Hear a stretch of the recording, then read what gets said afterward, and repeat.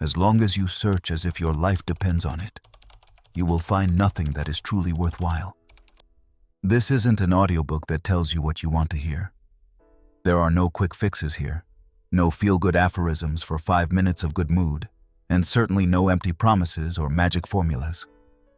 What you will hear are uncomfortable truths, truths that will shake you awake, truths that hurt, but truths that will also set you free. Truths I had to learn for myself, through mistakes, disappointments, and the urge to control everything, until life showed me that that very struggle was my biggest block. I don't speak from on high. I speak from the exhaustion of relentless searching, and from the peace that only came when I finally let go. I'm not here to give you false hope. I'm here to give you perspective. Chapter 1. The obsession that drives everything away. There's a phase we all go through, or at least nearly everyone listening to this audiobook. The phase where you cling so tightly to a goal that you begin to confuse it with your own identity. You don't know when it started, but suddenly you realize you don't want that goal because of what it truly means, but because you believe it will erase all the frustrations, doubts, and inner voids you've carried for years. I remember the very first time this happened to me, and I'm not talking about a simple career goal or a teenage dream. I'm talking about the kind of obsession that devours you from the inside. The obsession that makes you check your phone every 5 minutes, hoping for a message. That keeps you awake until 3 a.m. as your mind replays every scenario. That constant, crushing sense of urgency, as if your whole life depends on it, as if there is no plan B. I woke up each morning with a weight on my chest. Even before my eyes were open, my mind was already racing through the same thoughts. I planned, calculated, ran conversations in my head, imagined answers that never came. I made to-do lists, convinced it gave me control, and each time something didn't go my way. Frustration crashed over me like a wave. Fear lodged in my throat. And the worst part? I was absolutely convinced I was doing the right thing, that such intensity was proof of dedication, discipline, and focus. What I didn't understand at the time was that I'd already crossed the line between healthy ambition and destructive compulsion. Because once you're in that state, your entire energy shifts without you noticing. You become impatient, demanding, even manipulative. You look for shortcuts, force conversations, read every silence as proof everything is falling apart. And that is the greatest mistake of all. Because when you act from that emotional place, everything you do is poisoned by desperation. No matter how much you smile, no matter how calm you seem, no matter how much you tell yourself it's all fine, inside a storm is raging, and everyone around you feels it. Even if they can't put it into words, they sense it. People can feel when you're desperate. Life feels it, and it starts slamming doors right in your face. It took me weeks to see it. I was trapped in that cycle, convinced that if I just showed up more, wrote more often, made it clearer how important it was, it would work. But each failure made the crash even harder. Obsession doesn't give you control. It takes control away. It robs you of clarity. It makes you see signs where there are none. It makes you paranoid, hypersensitive, insecure. And worst of all, it disconnects you from yourself. I remember one night that changed everything. I sat alone on the edge of my bed, refreshing my inbox over and over. My chest ached. I felt ridiculous. And in that moment, I asked myself, what the hell am I doing? When did I let this possess me so completely? It wasn't a hopeful question. It was brutal, honest, painful, and the answer was crystal clear. I was so obsessed with that one thing that I'd lost myself. That was the start of a slow but necessary transformation. I began with small steps, turning off my phone for hours, walking without music or distraction, doing things I loved but had abandoned while I waited for answers that never came. I rebuilt my routine, not because I was suddenly motivated, but because I knew. Either I pull myself together or I break completely. As long as your energy is shaped by desperation, it doesn't matter how hard you try. Things will slip away. It's not punishment, not a streak of bad luck. It's simply this. In that state, you're not ready. Life won't give you what you want when you act like you can't be happy without that exact outcome. That was the lesson that hurt the most. And no, I'm not talking about giving up or pretending indifference, hoping things will magically fall into place. I'm not talking about fake letting go. I'm talking about true inner work. Really asking yourself, why does this waiting hurt so much? What void am I trying to fill? What fear am I running from? The problem was never the goal. The problem was my emotional dependence on it. When I finally let go of that blind need, air filled my lungs again. And the funny thing was, things that had been blocked for months suddenly moved again. Not because I wanted it less, because I was different. I stopped sending messages laced with desperation. I stopped making decisions born of fear. I didn't need instant replies to sleep at night. Life began to respond differently because I did. If you feel the thing you want most keeps slipping away, do this. Stop. Don't charge ahead blindly. Don't push. Don't force. Take a deep breath. Step back. Not to give up, but to see clearly again. Because sometimes the more you force, the more you block. And trust me, I know exactly how that feels. Chapter 2. The Trap of Total Control. There are moments when you think you've got it all under control. You believe that if you just plan enough, think ahead enough, analyze enough, nothing can go wrong. You sit with your calendar, lists, deadlines, trying to calculate every step in advance. And at first, it even feels good.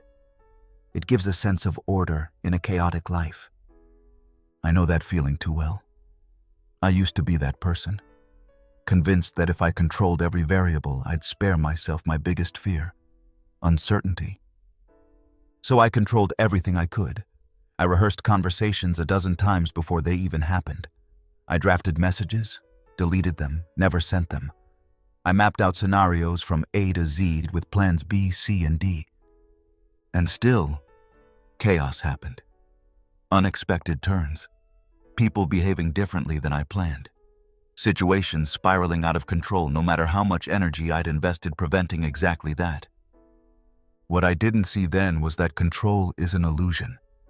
And the harder you try to hold on, the more it slips away.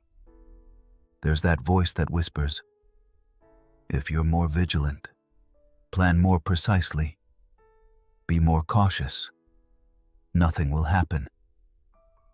But that very vigilance, endless mental loops, constant alertness, is what destroys you from the inside. I spent nights awake, replaying conversations in my head, wondering if I'd missed something, if I could have done more to influence the outcome. I was locked in a mental cage of no brakes, no air, no freedom. The more control I sought, the more I lost spontaneity. I couldn't react freely when something unexpected happened. I was permanently on high alert. And that drained not just me but everyone around me. Because no one enjoys being with someone who tries to control every detail. People sense when you give them no space, when you try to steer every word, every reaction, every moment. Eventually, I had to admit I wasn't in control. I was controlled by my fear, by the pressure to avoid mistakes and surprises. But that's the biggest misconception. You cannot stop life from surprising you. No matter how hard you try, no matter how prepared you are. And you know what? There comes a point when you realize that uncertainty and unpredictability is what makes life alive. I remember the first times I tried to let go deliberately. It was uncomfortable, almost like withdrawal. I caught myself slipping back into old habits, secret planning, compulsive checking. But bit by bit I learned to tolerate not knowing, to give people time without pressure, to let projects ripen without daily prodding. And you know what happened? It got easier, slowly but surely. I could breathe again. I laughed without rehearsing the next 5 contingencies. There was room for spontaneity, genuine connection, unexpected opportunity. And here's the point. Having control doesn't mean controlling everything. It means knowing when to let go, trusting that things can find their way without your constant interference. Of course, it's not about leaving everything to chance.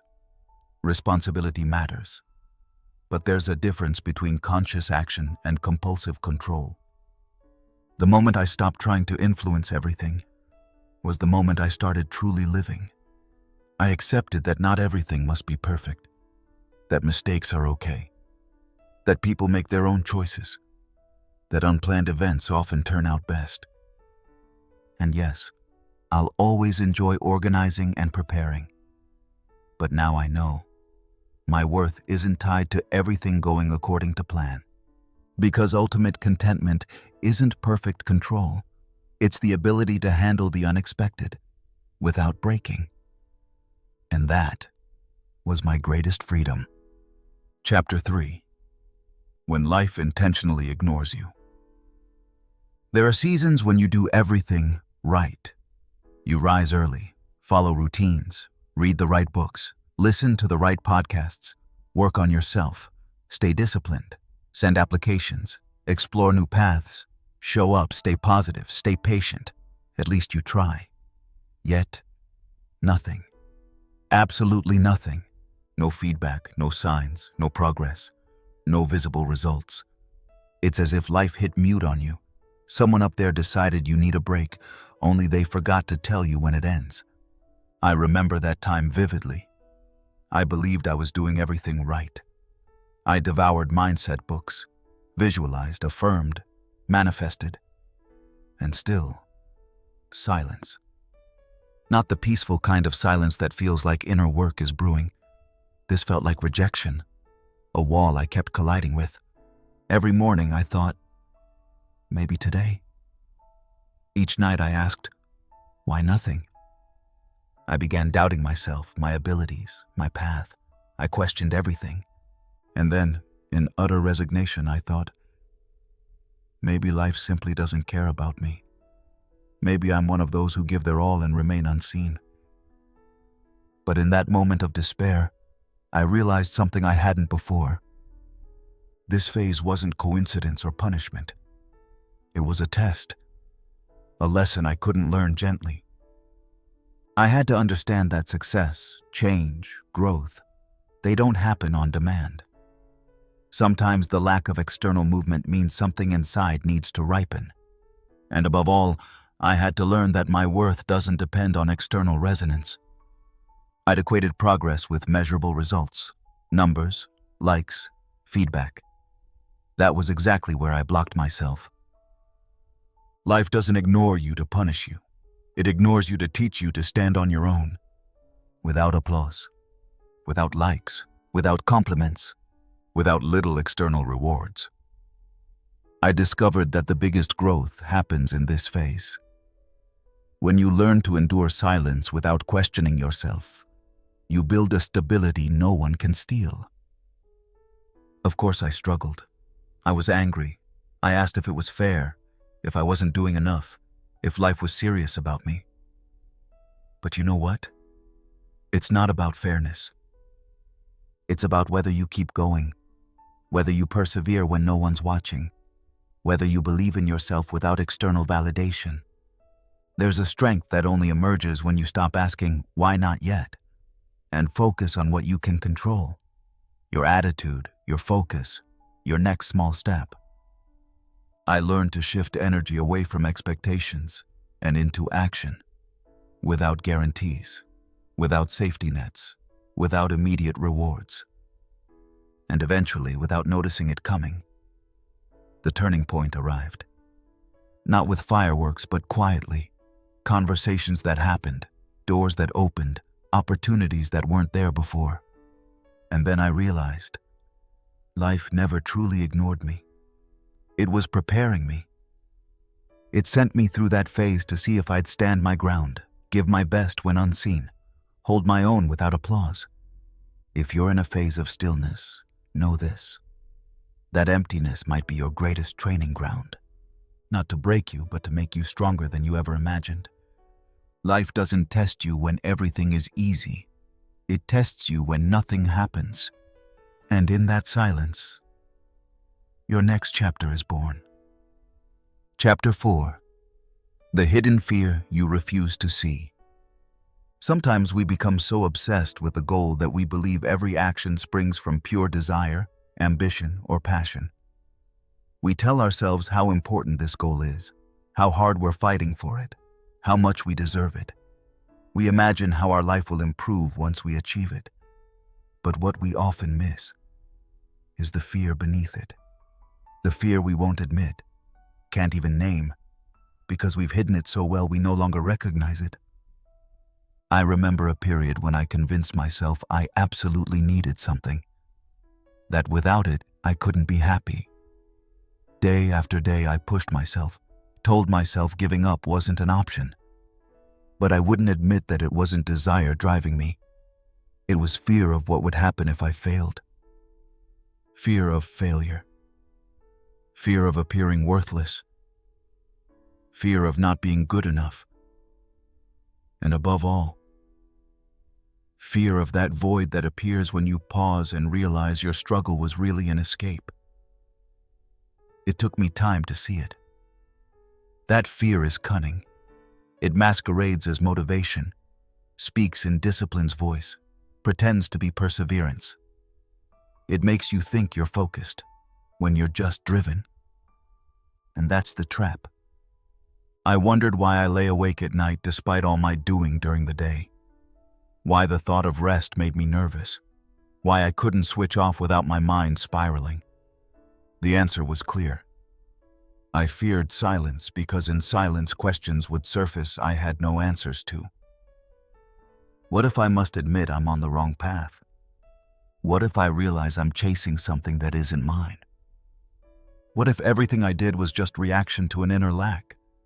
Those thoughts were uncomfortable, so I pushed them away. Distracted myself with work, with plans, with endless busyness, until my body rebelled.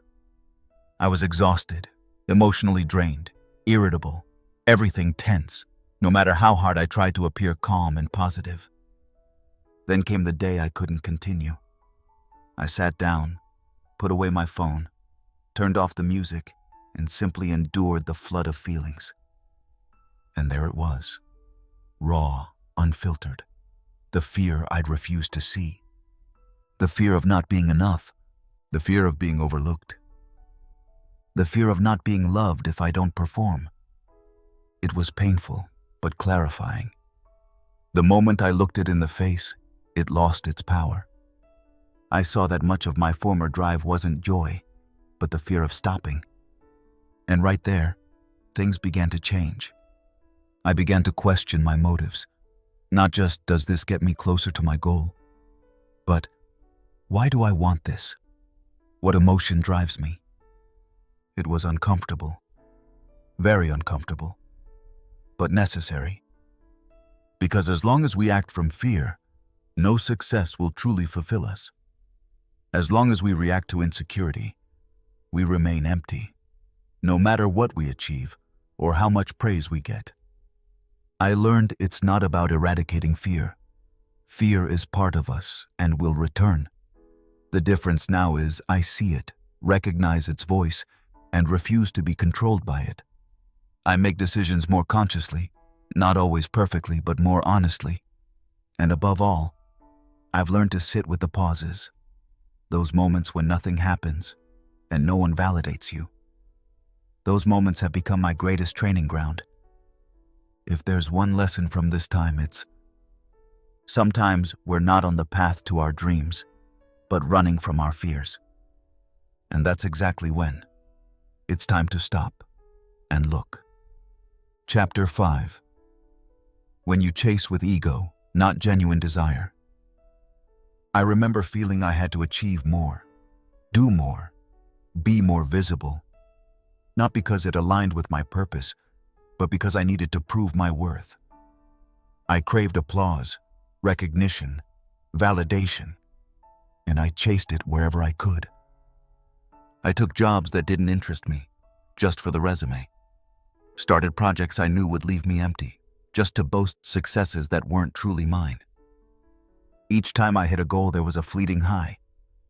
See, you showed them. But it never lasted. As soon as the applause faded, emptiness returned. That restless urge to chase the next thing. It was an endless cycle. Success, brief validation, emptiness, new chase. I finally asked, who am I doing this for? For me? For growth? For peace? Certainly not. I was running from my own insecurity. The truth is, much of what we pursue is ego, not real desire. We want to be seen, to belong, to prove we matter. And that's the dangerous trap. Ego keeps feeding you new goals, promising that one more win will fill the void. But here's what really happens. You run faster and faster, comparing yourself, measuring your worth by numbers, likes, paychecks, status symbols. The more you get, the more terrified you are of losing it. I lived it. I know hollow success. I know fame with emptiness behind it. My breaking point came on what should have been a celebration day. I'd achieved something I'd worked toward for months. Everyone congratulated me. Yet I felt nothing but exhaustion and emptiness. Then it hit me. I wasn't fighting for myself. I was fighting for my ego, the wounded part craving validation. In that moment I asked, if no one was watching or applauding, would I still do this? The answer was, no. I wouldn't have. I wouldn't have followed that path if I'd listened to my gut. I would have gone slower, more honestly, closer to what truly fulfills me. From then on, I questioned everything. I dropped projects that drained me. I released relationships built on mutual self-promotion. I stopped proving myself. And you know what happened? At first it felt odd, as if I were holding my breath, so used to constant performance. I feared irrelevance, insignificance, falling behind. But in that silence, genuine desires emerged, not born of lack, but of abundance. I asked myself, what would I do even if no one noticed? What brings me joy without applause? What makes me eager to wake up, regardless of external acknowledgement? And suddenly, freedom. True motivation. Not driven, but carried. Not pressured, but convinced. Today, when I decide, I don't ask, how will this look to others? I ask, does this bring me closer to the person I truly want to be? I've learned it's better to take a small, honest path than a grand one that destroys you from within. If you chase with your ego, you'll always lose, even when you win. But if you act from genuine desire, every step, big or small, feels worthwhile. And that, in the end, is what truly matters. Chapter 6. The Burden of Self-Made Expectations. I long believed that the pressure came from outside, from society, family, friends, from some unspoken rules that supposedly apply everywhere. I was convinced that these external voices were telling me what I must achieve, how I should live, what counts as success and what doesn't. And yes, part of that may be true. But at some point I had to admit that most of that pressure came from myself. It wasn't society that told me I had to reach certain milestones by a certain age. It was my own idea of how my life had to look. It wasn't others who kept me awake at night. It was the picture I'd built in my head. I'd constructed expectations without even realizing it. Expectations about how quickly I should succeed, how perfectly my relationship should run, how gracefully I should handle setbacks. And every time reality couldn't keep up with those images, I felt like a failure. I remember evenings spent staring at my phone, waiting for replies that never came, thinking, this can't be right. It was supposed to be different by now. And there lies the core of the problem. That supposed to was never real. It was invention, a story I told myself. I clung so tightly to that inner script that I stopped seeing the real situation. I overlooked opportunities because they didn't fit my mental picture. I couldn't enjoy moments because they weren't perfect enough. I kept people at arm's length because they didn't react the way I expected. It's easy to believe that life disappoints you, that people disappoint you. But if I'm honest, the greatest disappointment came from the gap between my expectations and reality. And those expectations, I built them myself. I can still recall the moment I looked back on my own behavior and asked, when exactly did I start imposing so many conditions on my own happiness? Why did I decide that I'm only allowed to be satisfied when everything unfolds exactly as I'd cobbled it together in my mind? I realized I had written a life checklist for myself. No room for spontaneity, no space for detours, no possibility that things could turn out well in a completely different way. And that's what made me sick. Because reality isn't predictable. It doesn't adhere to our schedules. It doesn't fulfill our fantasies on command. I began to let go of those self-made pictures. I asked myself, what if life is unfolding exactly as it should? And it's only my constant comparison to an imaginary script that makes it feel difficult. It wasn't a quick process. I caught myself falling back into old patterns, thinking again, but it should have been this way or that way. Yet each time I noticed it, I tried to step back. And suddenly I began to see things that had been invisible before. Small progress I'd missed because I was so fixated on the grand finale. People who were there for me, even if they didn't behave as I'd expected. I realized that much of my suffering didn't come from real circumstances, but from my stubborn inner resistance to everything that didn't match my ideal image. Then I started to ask myself what my life would look like if I let go of all those expectations. Not out of resignation, not because I no longer had goals, but because I was finally willing to accept that my worth and my happiness needn't be conditional. Today I know there's a difference between having visions and chaining yourself to unreachable ideals. There's a difference between working toward something and destroying yourself because you believe there's only one path to happiness. I learned to reclaim control over my expectations, granting myself permission to be content even in an unfinished version of myself. And you know what happened? I suddenly became open to things that had no place before. I could recognize opportunities not on my list. People approached me without me needing to force them into roles. It got easier, not because circumstances changed overnight, but because I no longer had to fight reality internally. And that was the moment I could truly breathe again. Chapter 7. The illusion that something is still missing. There was a time when I thought that with the next step, everything would finally be okay. I was convinced that all I needed was that one missing puzzle piece, a better job, the right relationship, a higher income, more recognition, something that would untangle the knot inside me and finally silence the nagging feeling of incompleteness. I clung to that idea like a life preserver. Day after day I told myself, once I get there, once I have that, it will be easier. Then I can relax. And therein lay the mistake. Because every time I reached what I believed would make me happy, relief never came. Or it arrived, but only for a few days, maybe hours, sometimes mere minutes.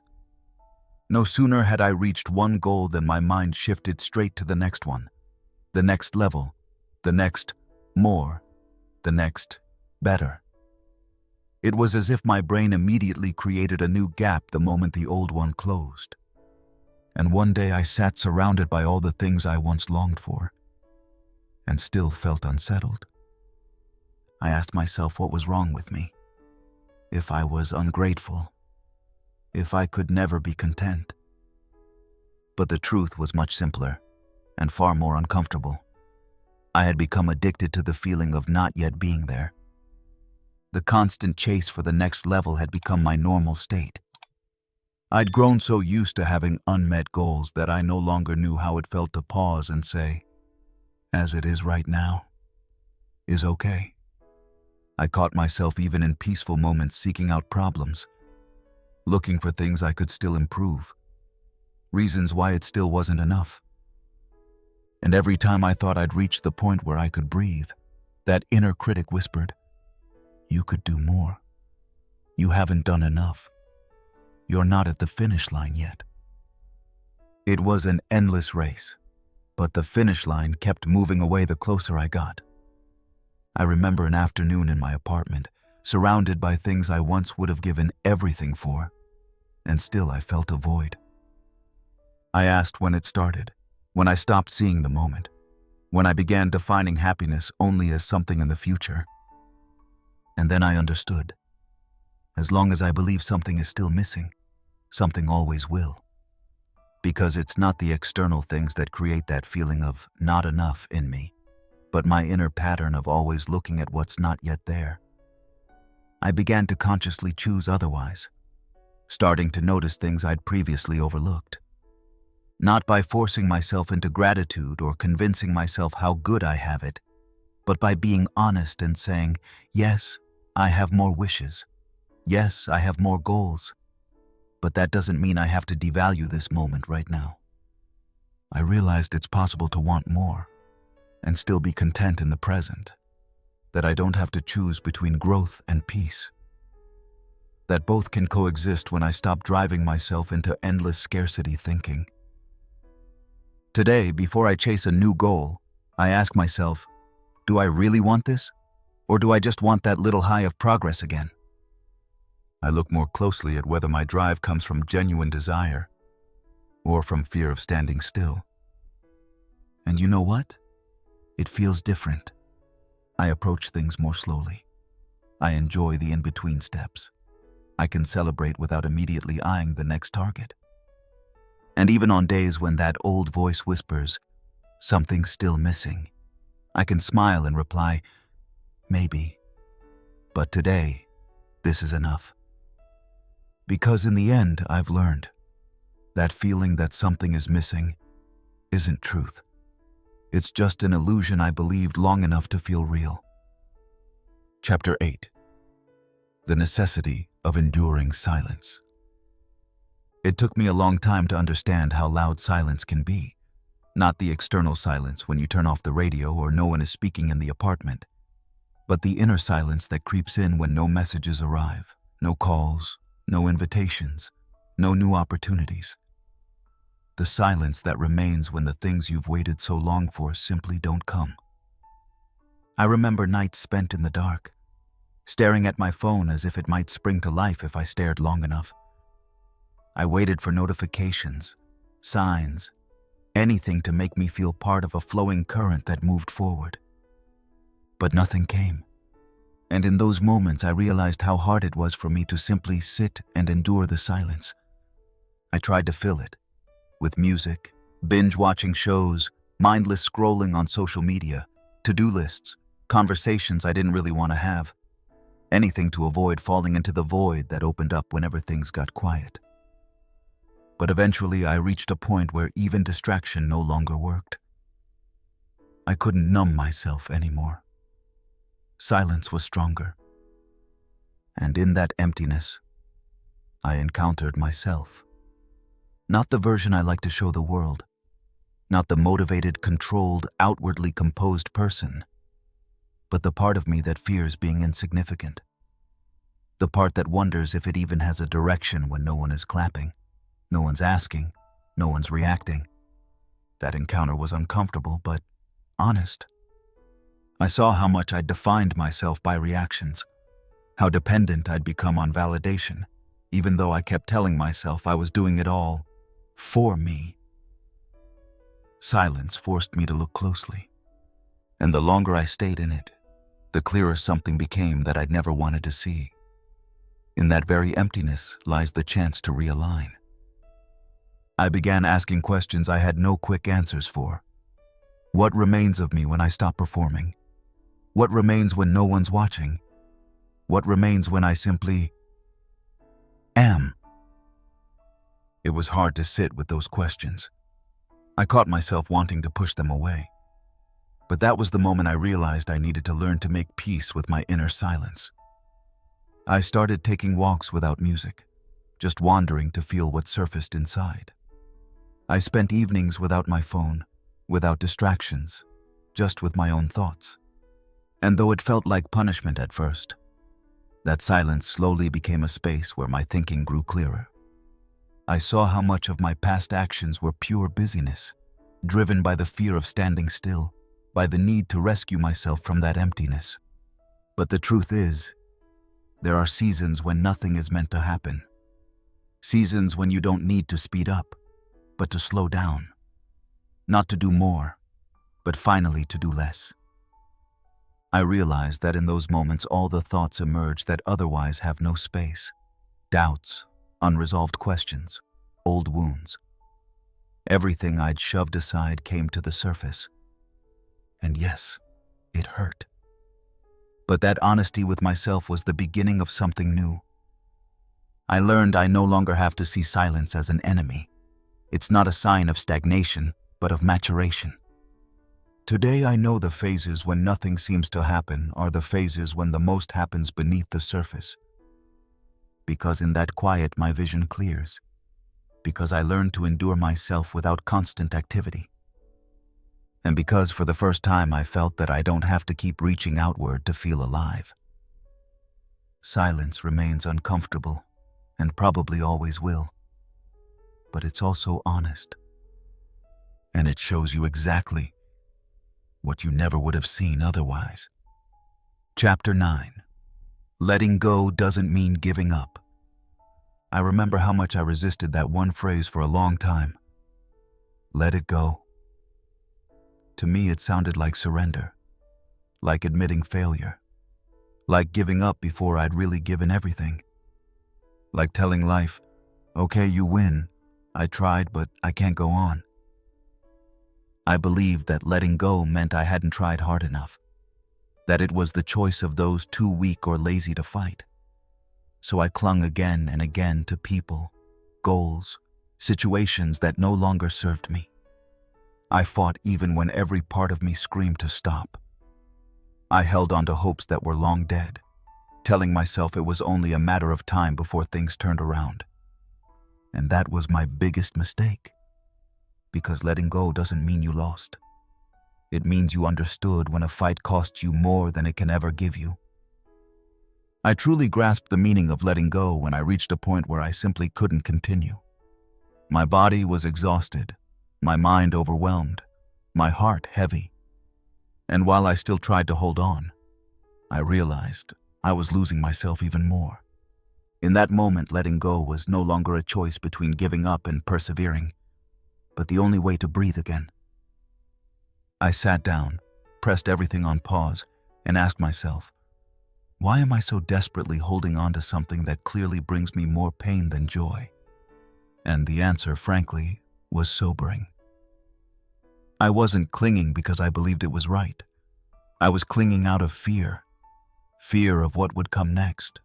Fear of emptiness. Fear of losing my grip. But eventually I understood. That fear is precisely why I must let go. Because holding on out of fear can never be the solution. I began to pull away piece by piece. I stopped searching daily for signs. I accepted that some things simply won't go as I wish.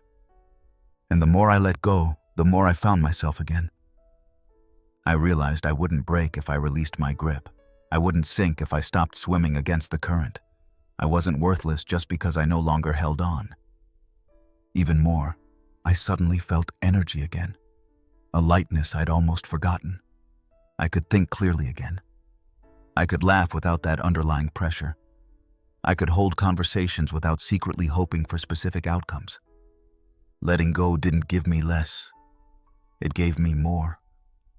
More room for what truly belongs to me.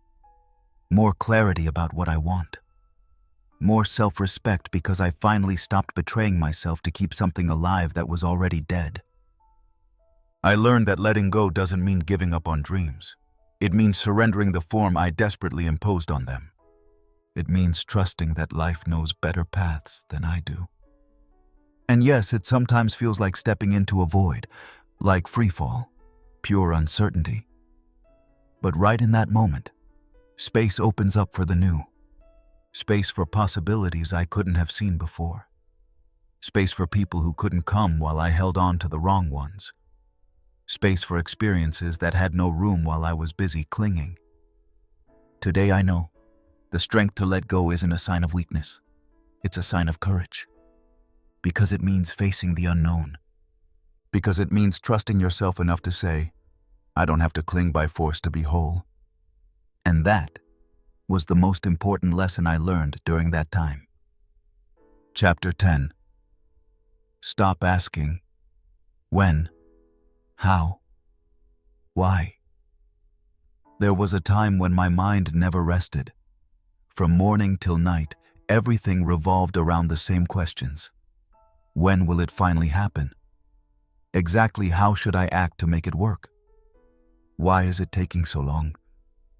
Why me? Why now?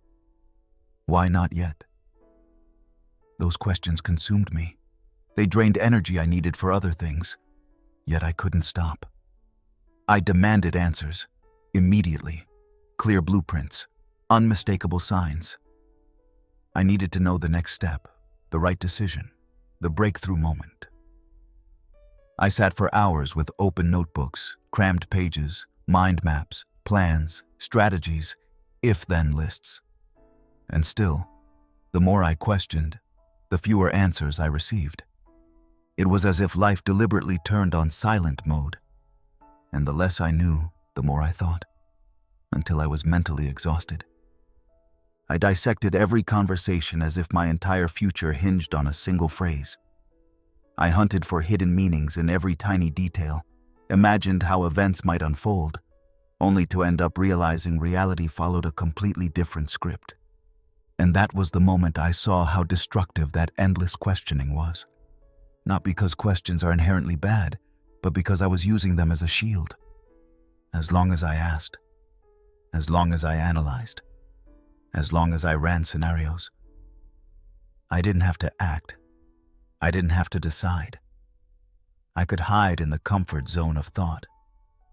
It was easier to simulate everything in my head than to take a real step. Without warranty, without safety net, without an answer to all those questions. But reality is, most answers only come once you've already started moving.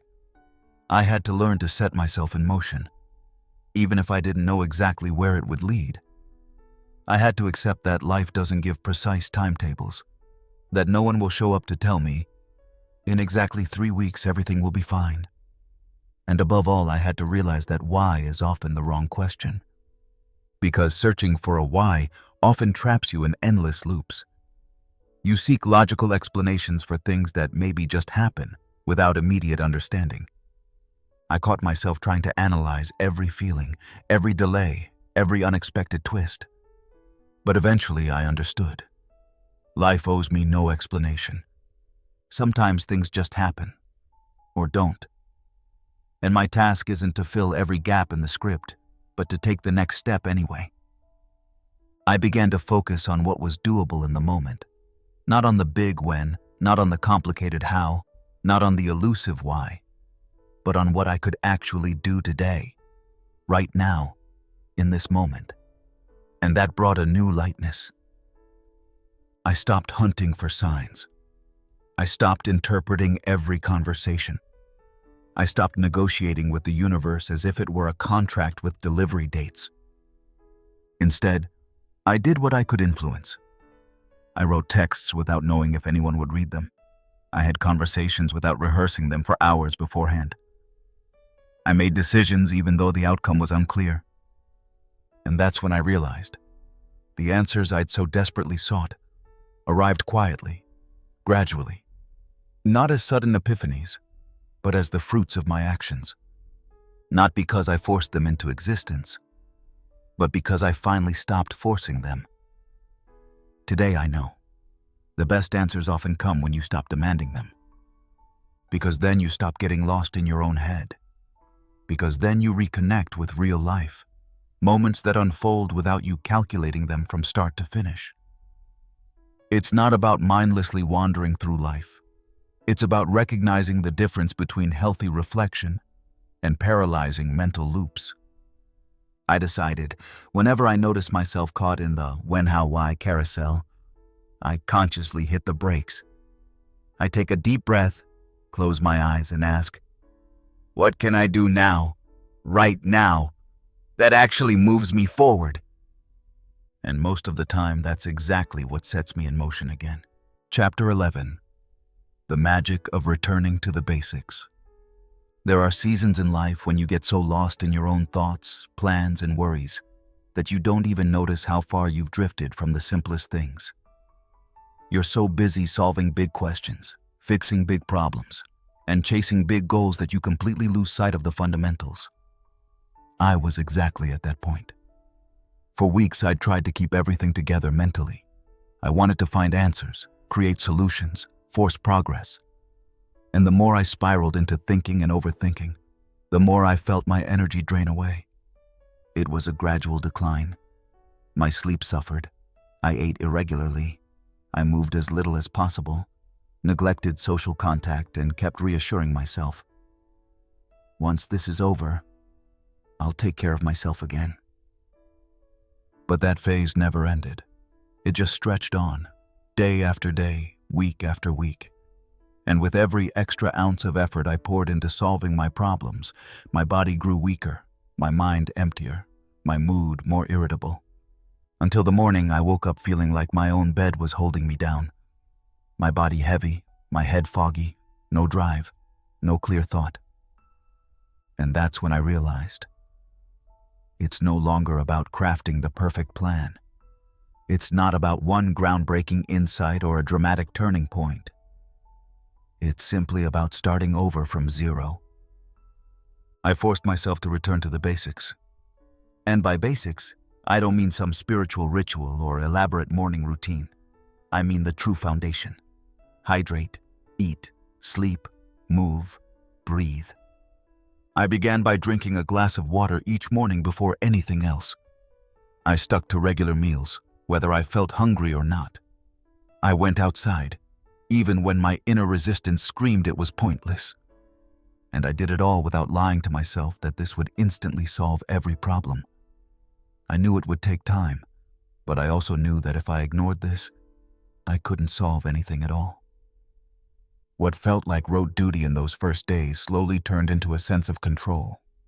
Not, I've got it all under control, but rather, I'm doing the one thing I truly can influence right now. I noticed my body responding. My sleep deepened slightly. My mind cleared a bit. My mood lifted, even if only marginally. And with each small step toward those basics, my view of the bigger issues regained clarity. I understood that it makes no sense to search for solutions to complex life questions when you're physically at your limit. No sense in contemplating career changes or personal growth if your circulation is faltering and you're sustained only by coffee and poor sleep. It's easy to lose yourself in complicated questions, reading books, listening to podcasts, watching videos in search of that one mental breakthrough. But ultimately, the truth remains. Without a stable foundation, anything you build will collapse. I learned to restructure my days, not around productivity or efficiency, but around stability. I allowed myself midday naps when needed. I prepped meals instead of skipping them. I took walks, not to burn calories, but to let fresh air into my head. And in that phase, I realized how badly I'd been overwhelming myself. I'd believed that inner development must always be something grand, complex, significant. That growth is only real with emotional breakthroughs or dramatic change. But sometimes, growth simply means admitting that it's not about the big why right now, but about the very basic things. Enough sleep, nutritious food, fresh air, movement.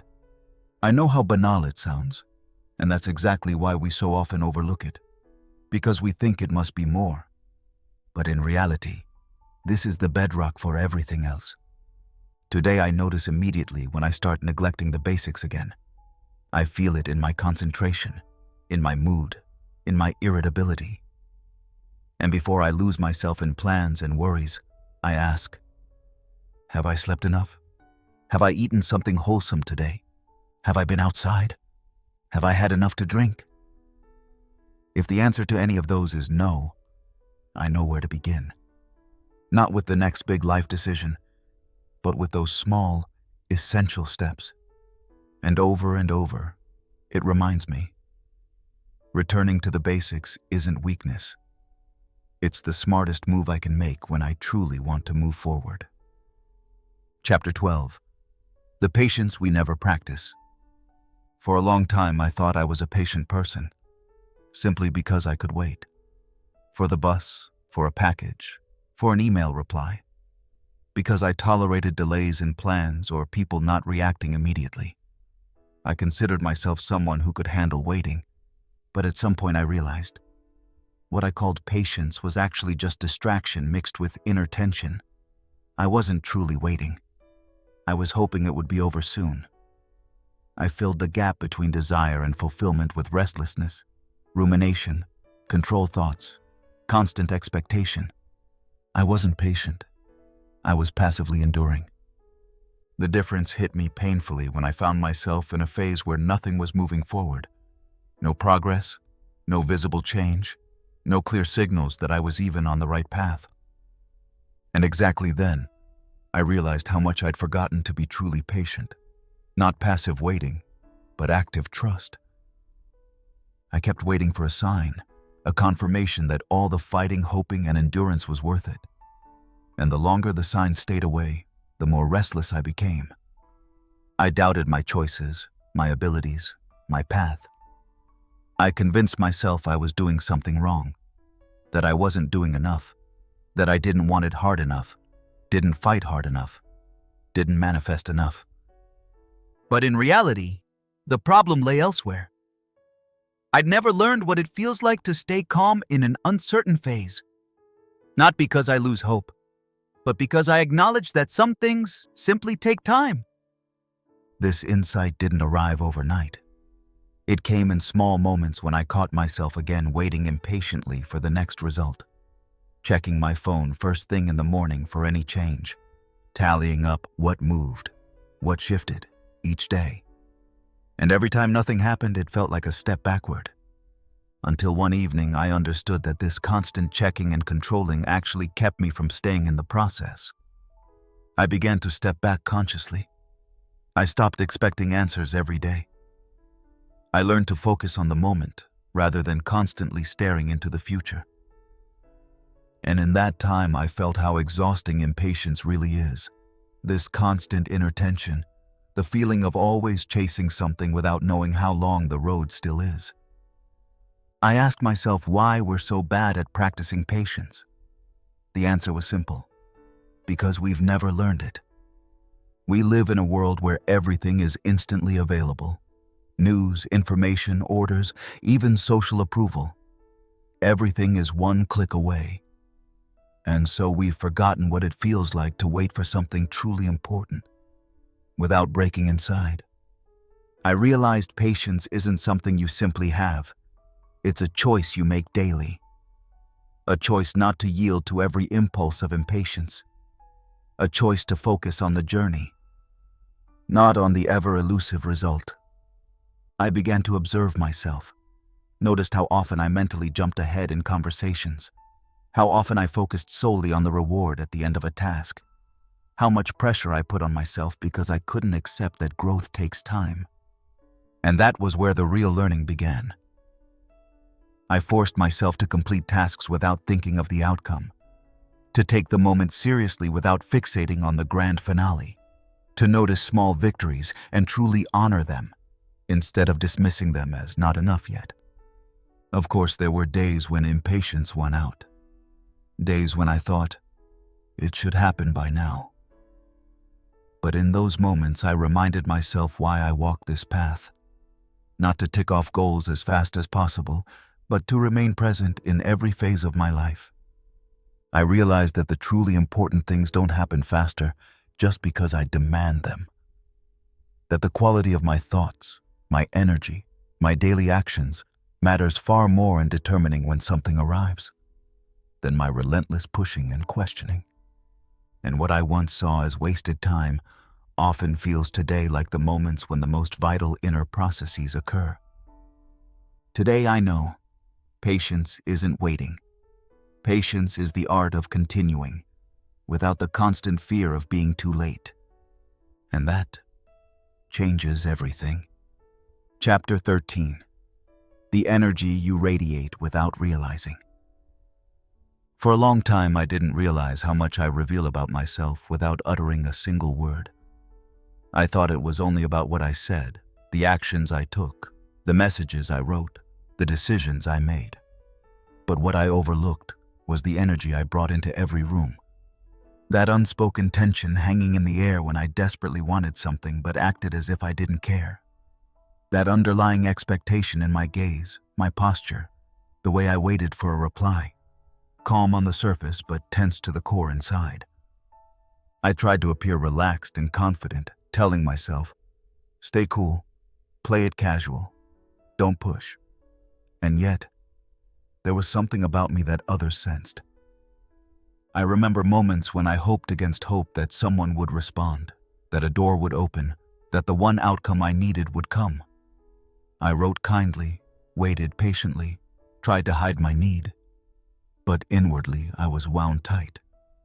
And even so, that tension was there, palpable. Not loud or obvious, but undeniably present. People feel when you need something, even if you smile or stay silent. They sense when your words clash with your inner energy. And the truth is, that energy repels. Not because people are cruel or indifferent, but because that subtle neediness generates pressure in the other person. I underestimated for too long how much energy I radiated beyond my words. I showed up in conversations wanting something, and the other person knew it before I even spoke. I made offers hoping they'd be accepted, and that very hope is why they were turned down. Because in all of it there was no lightness, no openness, no trust, only expectation, only pressure, only the unspoken, please give me exactly what I need so I feel better. Realizing this was a harsh moment. I asked myself how often I'd blocked opportunities by seeking them from the wrong energy. How often I'd unknowingly pushed people away by conveying obligation for my well-being. That's when I began to observe myself more consciously. I stopped focusing solely on my words, and instead checked my inner attitude before I even spoke a sentence. Am I in scarcity right now? Am I seeking validation, expecting a reaction to soothe my ego? Or do I come from a place of abundance, trust, inner calm? Whenever I honestly answered those questions, I saw how often I was still stuck in old patterns. I learned to center myself before important conversations, asking, what energy am I sending? Am I really here to give, or am I just hoping to take? Am I genuinely open to any response, or secretly wanting only the one that comforts my ego? Over time, I noticed how my presence changed. People responded differently. Conversations loosened. Situations unfolded more freely. Not because I learned the perfect words, but because my energy was no longer infused with hidden neediness. And yes, it takes practice. It's a process. Even today, I sometimes slip into old patterns, want something too badly, my tension creeping back in. But now I notice it sooner. I feel when I start to force something, when I let unspoken expectation drive me. And then I pause. I breathe. I recenter. I ask myself, what if I truly trusted that everything comes at the right time? Since I've become more mindful of my own energy, I've learned that it's not always what I do, but the inner state from which I do it that makes all the difference. Chapter 14. Learning to be content without big events. For a long time, I thought my well-being had to be tied to something. An event, a message, a breakthrough, an achievement, or at least some small progress to prove I wasn't stuck. I dragged myself through days when nothing happened, hoping that by evening, I'd at least get a message, a positive turn, a sign that the wait was worth it. And that was the problem. I made my inner balance entirely dependent on external factors. Every day without something spectacular felt wasted. I couldn't enjoy a lull. I perceived silence as a gap that had to be filled immediately. It was as if I always waited for the next high point. And the time in between? Just a necessary evil. Until one Sunday I realized how draining that mindset was. I remember sitting with a cup of coffee by the window, gray sky, quiet street, and feeling my mind immediately start searching. How can I make something meaningful happen today? Then I asked myself, why? Why can't this day just be as it is? No excitement, no highlight, no story. That question was uncomfortable and unleashed something in me. I saw how hard it was to stay in the moment without judging it, and that was the start of real practice. I began deliberately living those days, forcing myself not to seek distraction at the first hint of boredom. I asked, what does my body feel? What do I hear, see, smell? I reminded myself that life unfolds even on uneventful days. Gradually, I noticed a change inside me. I rediscovered joy in simple things, a good meal, a purposeless walk, music I used to play without truly listening. I realized how much peace there is in not needing constant excitement. And the more I embraced it, the less pressure I felt. I didn't have to impress anyone, didn't have to show achievements, didn't have to feel like I was moving forward. I could simply be. And that brought a kind of inner contentment I'd long sought but never found in big moments. Of course, old urges would resurface. I'd think, something must happen today. But then I learned to pause and ask, is that true? Does something big really have to happen? Or is it enough to simply breathe, live, and feel that I'm here? That realization showed me how much I'd pressured myself. I understood that contentment isn't created by external circumstances, but by how I embrace each moment. I had to learn that I don't need constant stimulation to feel alive. No validation, no new messages, no special events. Because true arrival always occurs within. Today I know that those uneventful days are often the most precious. Not because they're loud or thrilling, but because they give me the chance to arrive in myself. And that is a feeling that stays. Chapter 15. The courage to say, I don't want this anymore. There's a moment we all know eventually. The moment you realize you're just continuing something because you've convinced yourself for months or even years. Because you cling to a story you built. Because you're afraid to admit you've changed. I remember exactly that moment. I sat at my desk staring at a screen full of tasks, projects, and plans I'd imposed on myself. All things I once felt passionately about. Goals I pursued with discipline, endurance, and almost defiant resolve. But on that day, there was nothing left. No joy, no spark, no sense of meaning. And yet I clung on, simply because I told myself giving up wasn't an option. Because I feared others would see me as inconsistent. Because I wanted to maintain the image of someone who always perseveres, who never loosens grip, who accomplishes whatever they set out to do. But the truth was, I didn't want any of it anymore. And speaking that sentence out loud was one of the hardest decisions I'd made in a long time.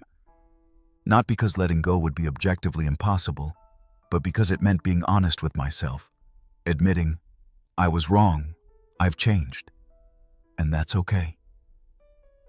I realized how much pressure I'd put on myself to hold on to something that no longer served me. How often I told myself I just needed to endure a little longer, that the breakthrough was just around the corner, that all the effort would pay off in the end. But what if enduring only pushed me further from myself? I learned there's a difference between perseverance and betraying yourself. It takes courage to sit down, take a deep breath, and honestly say, I don't want this anymore.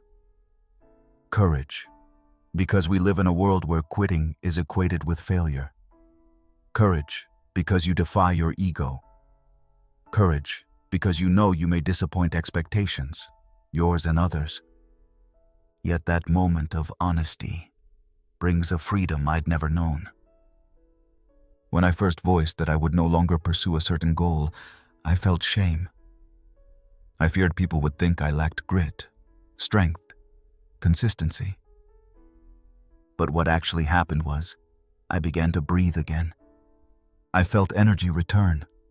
My mind lightened, my heart settled, my body responded as though a huge burden had lifted. And I realized I'd held myself captive in a story that was no longer mine. I started asking myself, what do I really want now? Not 3 years ago, not in some future, but right now. And I saw how my whole outlook shifted. I wasn't defining myself by achievements anymore, but making space for genuine desires, new paths, goals that truly felt mine. Yes, it was uncomfortable to take that step, because it meant letting go of time, energy, hope invested. But I eventually understood that no investment justifies forcing myself into something that empties me.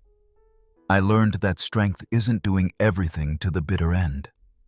Strength is recognizing in time when something no longer fits. And there lies the difference between giving up and consciously letting go.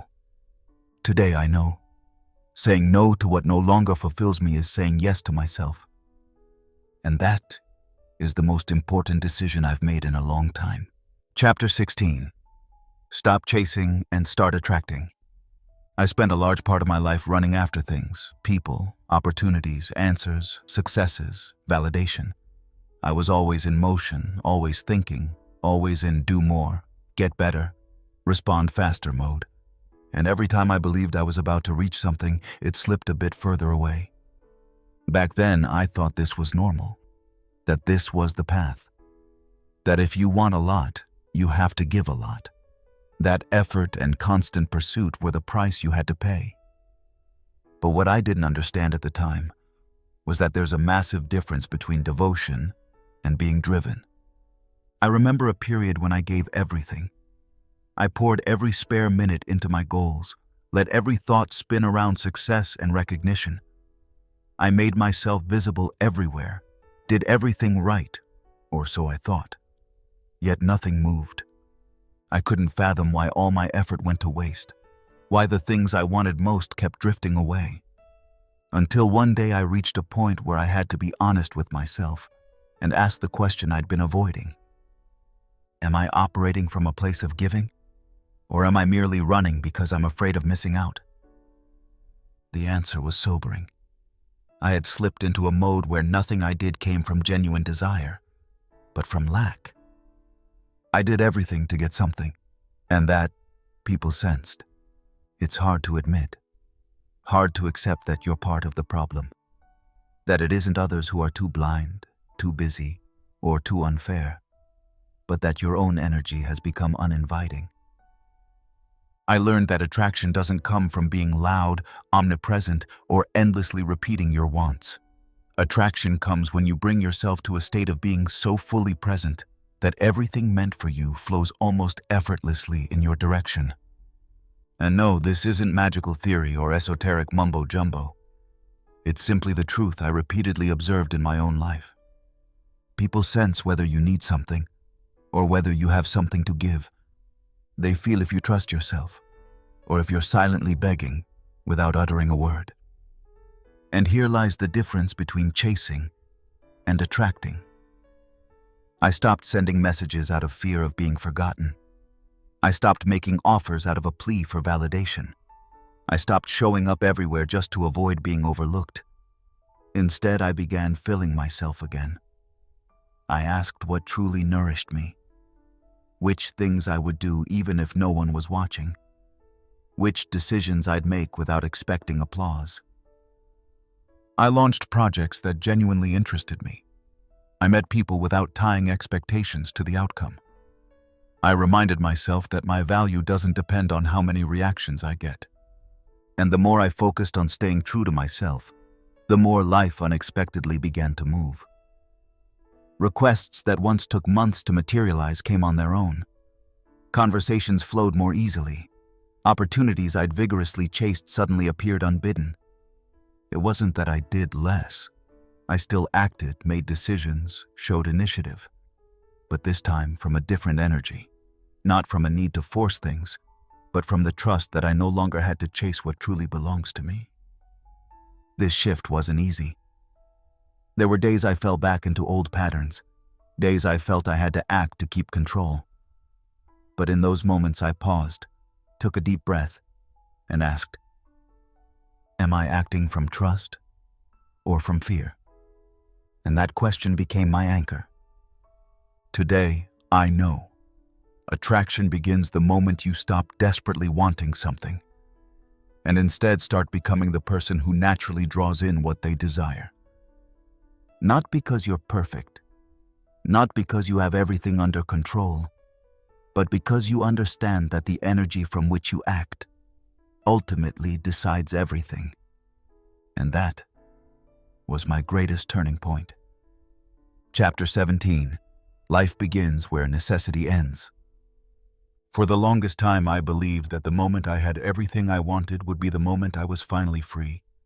Free of worry, free of pressure, free of the feeling that I was still chasing something. But that was the flawed thinking. The truth is, true freedom doesn't begin when you've achieved all your desires, but the moment you stop needing them. I recall a phase when I was convinced my happiness hinged on very specific things. One particular job, one particular person, one particular bank balance. Everything was aligned around that one image. Once that's in place, then I'll feel good. And every time the goal felt out of reach, I was paralyzed, because I truly believed my well-being depended on that single outcome. Only much later did I realize I'd trapped myself in emotional dependency that blocked me more than anything. I understood that necessity creates pressure, that it forces me to act from the wrong energy, not from joy or curiosity or love for the process, but from fear. I did things because I believed I had to, believed I wasn't whole without that result. And in that energy, stagnation arises. The more I pressed myself, the less things moved. I was tense, over-analytical, constantly seeking validation, until I reached the point where I couldn't go on. I asked myself, what if I let everything go for a moment? What if I stopped measuring every step by how close it took me to my target? What if I simply asked, what feels right today, right now, at this moment?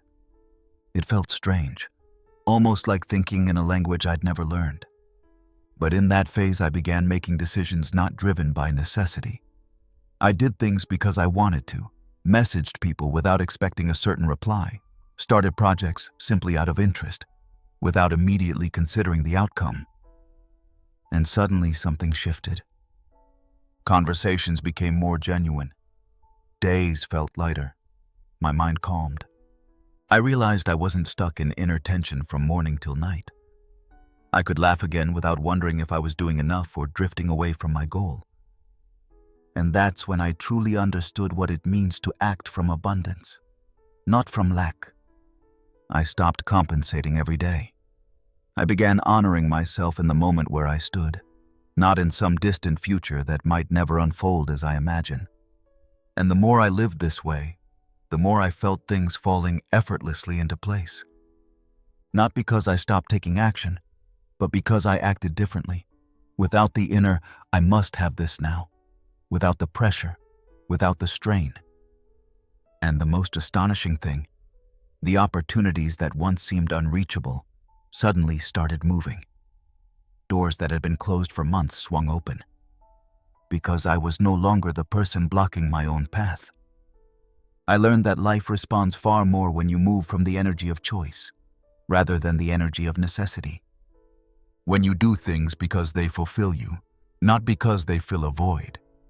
When you allow things rather than force them. And that was the moment life truly began. Chapter 18. The difference between wanting and needing. For the longest time I made no distinction. To want something was to need it. If I wanted something, I believed I had to have it. And if I didn't get it, I felt incomplete, as though my happiness, inner peace, and self-worth were utterly dependent on it. I recall phases where I clung to a goal so tightly that I couldn't even tell if it was a genuine wish or an emotional dependency. It was as if an automatic thought loop took over. I want it, so I need it, and as long as I don't have it, I feel unfinished. That mindset drove me into constant inner turmoil. I couldn't rest without thinking of what was still missing. I couldn't enjoy conversations because a voice in my head whispered, "You still don't have it." Then came the moment I realized. There's a vast difference between wanting and needing. Wanting is free, a wish that leaves space, a spark that can motivate, move, and inspire you, without binding you from within. Needing, however, is constricting. It's urgent. It arises from lack, from fear, from a deep sense that you can't be whole without that one thing. I saw that in most cases I wasn't truly wanting something. I believed I needed it to feel better about myself. And there lay the heart of the problem. As long as I operated from that energy of needing, I broadcast pressure. I pushed. I forced. I built expectations no one could meet. Expectations born from my own inner void, not from the outside world. I chased validation because I felt incomplete without it. I called people repeatedly because I thought I couldn't sleep without their response. I desperately sought opportunities because I was convinced I needed them to finally feel successful or valuable. Only when I began to consciously notice these patterns could I step back. I started asking myself at every choice, every thought, every action, do I really want this? Or do I just believe I need it? When the honest answer was that it stemmed from inner lack, I tried to address that first. I asked, what void am I trying to fill? What do I hope this outcome, this reaction, this success will compensate? It wasn't easy. I caught myself slipping back into old habits, wanting something while sensing that it was just my ego craving nourishment. But the more I paused and became aware, the clearer the distinction became. I noticed how different it felt to act from true wanting. No inner tension, no fear of failure, no urgency or existential necessity. Instead, there was curiosity, joy, openness, and acceptance of any outcome. And in that energy, things often flow far more easily, because people sense whether you need them or whether you meet them from genuine desire. Opportunities arise more readily when you're open rather than when you chase desperately. I learned that life doesn't respond to how much you want something, but to the energy from which you want it. Wanting without needing is powerful, a yes to life without existential fear. Needing, however, constricts. It blinds you to alternatives, to new paths, to chances that might be far better than what you're clinging to. Today I ask myself before every pursuit, would I still want this if I knew I could be happy without it?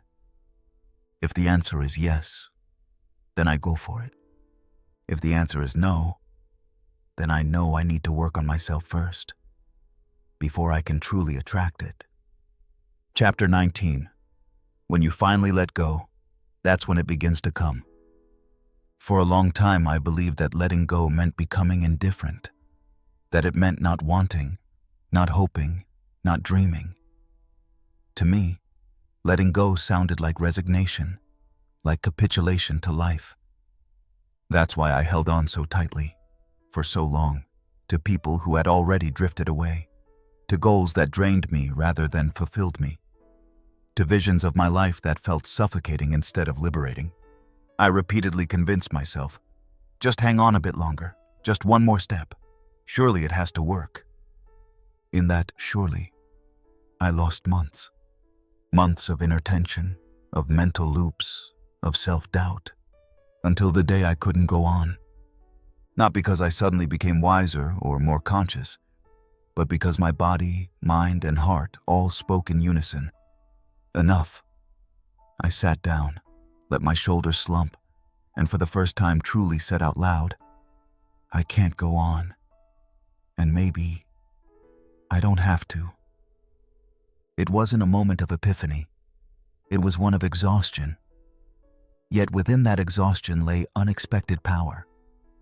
Because in the moment I stopped fighting, something shifted that no amount of force could achieve.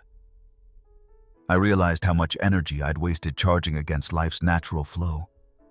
And in that newfound stillness, things I'd long written off as impossible suddenly began to happen.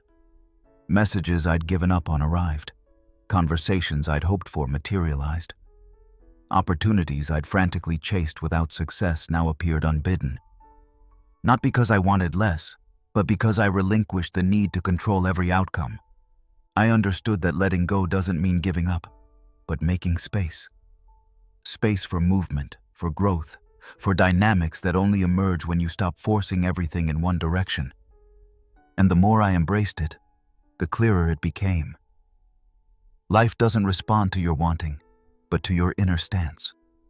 As long as you cling, you broadcast lack. As long as you control, you broadcast distrust. As long as you force, you block exactly what could flow to you. And that was the turning point. I remembered how I used to make decisions when I was relaxed, when I wasn't in I must have this now mode. I saw how effortlessly things once flowed. That's when I began to change, bit by bit. I stopped overthinking every message. I stopped rewriting texts 10 times. I stopped hunting for hidden signs in every situation. Instead, I decided, I'll give what I can and leave the rest to life. It felt strange, sometimes even uncomfortable, because a void opened up that my constant activity had once masked. But in that void, something new could emerge. I learned to sit with that silence. I refocused my energy inward. I tackled projects I'd long postponed because I was too busy waiting for outside answers. And the more I focused on myself, the more the world responded in return.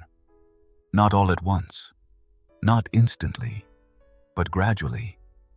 The best part?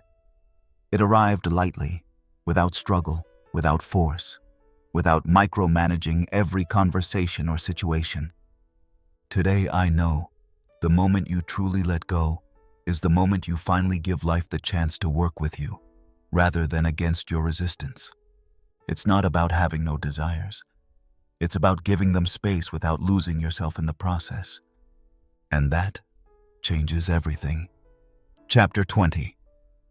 Now it's your turn. What really comes after letting go? You might have been hoping that I'd finish with a final checklist, a precise plan of what to do next. 3 steps guaranteed to bring success.